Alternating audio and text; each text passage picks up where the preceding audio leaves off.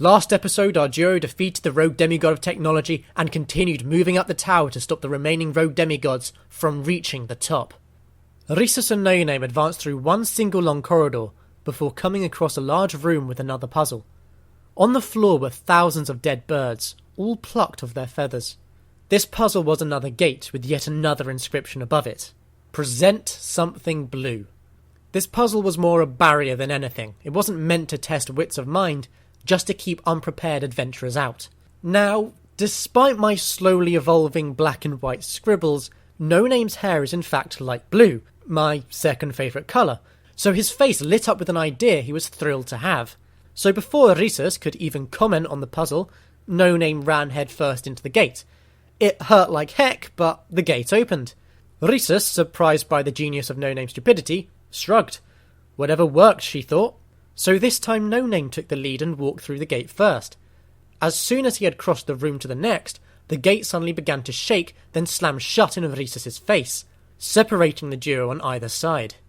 Rhesus was stunned. It was now apparent that it was one blue per person.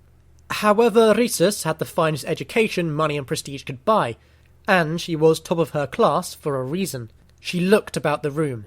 The rogue demigods and their army made it through this puzzle, and the plucked birds were the key. She scanned the room, and there it was.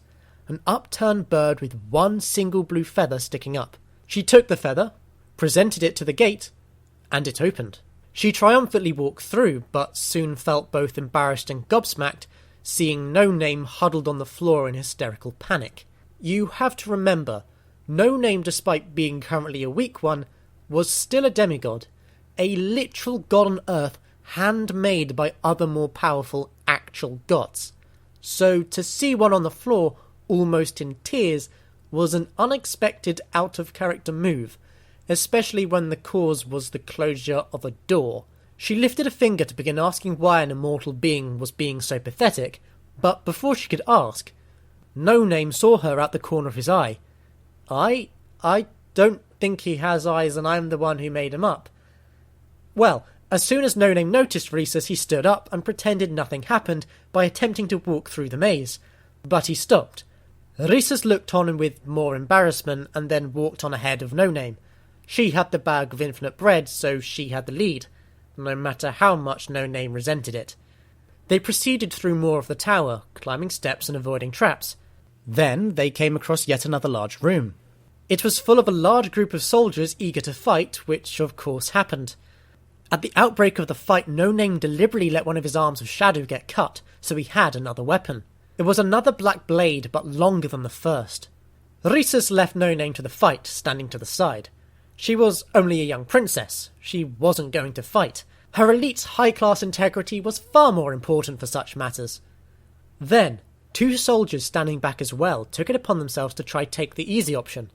Why fight a demigod when you can just attack the easily squishable princess instead?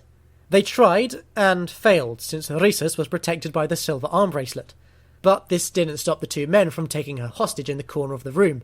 They could at least try bargain with the demigod their fellow footmen were struggling to pin down. But this was never going to be the case. Noname, in a moment of pause in the fight, noticed that the princess had moved, and was now a captive in the corner. He was overcome with the rage of a madman. He reached for the nearest men, and flung them at the two soldiers standing by Rhesus, first taking out the left, then the right, and then the wall above for good measure. Noname became calm as the room was cleared.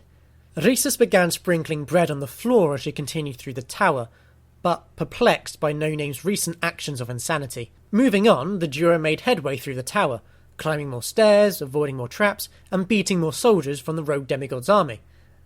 They were making progress through another section of the maze when they began to hear sounds of rumbling and squeaking. A bit creepy, but they moved on. They then heard more rumbling and more squeaking, but it was louder. Noname turned his head back the way they came, his hands on his swords ready. He then put aside his weapons, picked up Rhesus, and ran as fast as he could. As fast as he could from the tidal wave of rats that was streaming down the maze corridor towards them. The hulking mass of rodents was hot on his heels, the back of his feet kicking the occasional rat head as he ran. As he ran, Rhesus buried her head in Noname's shoulder. She didn't have a phobia of rats, but if you had every rat from New York and London combined, All converge on your location.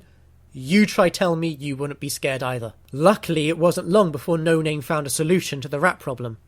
He turned a corner and found that the maze corridor continued, but the floor was gone.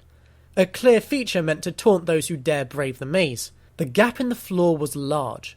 Too large for a mortal man to jump. But since he was no mortal man, Noname kept running and leapt the leap of faith. He wasn't even halfway across the hole in the floor before he began to drop from lost momentum. But he reached out his arms of shadow and grasped through the walls on either side, suspending both him and Rhesus in midair. He made no effort to slow down, however, and continued travelling the gap, shuffling through the air to the other side with both speed and no desire to look behind him until he had crossed the hole beneath. Once at the other side, he dropped Rhesus to the floor, and both looked back to see the waterfall of squeaking rats channel their way to the floor below. Noname smiled. He had just saved the person who promised to tell him his name. Wink, wink. Rhesus took a long look at her bag of infinite food. This was no longer a feasible method of traversing the tower, unless they wanted to attract the monsters that lay within, and there were far worse creatures to find than an ocean of rodents.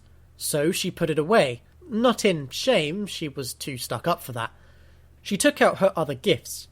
Surely one of them must help her in navigating the maze. The ever-expanding cloth was useless. The golden feather didn't help either. It was only when she took out the mirror did something happen. She looked in the mirror. Of course she saw a pretty face, but something else must be happening. Then she saw it. Behind her. No, behind her in the mirror. It showed an arrow. The mirror would show which direction a person should have gone behind them. And the arrow pointed forward away from the hole. So now, with the aid of the mirror, the duo advanced fast through the tower. Faster than if they were to use the bread. Once more, yet again, they found a large room. A checkpoint between stages of the tower. The room had 2 floors and a large pillar in the centre of the room akin to an ancient library without the books. Another puzzle. Another puzzle to be solved in the next episode of Gods of the Tower. Alright, I'm sorry to the one person who cares that this episode took far too long to make. My recording times weren't very good for this episode. I'll try and speed it up for the next episode, which I'll try to do less drawings as well, because Jesus Christ, this took forever. But until then, I don't have anything witty to say because I'm not that type of person. Bye.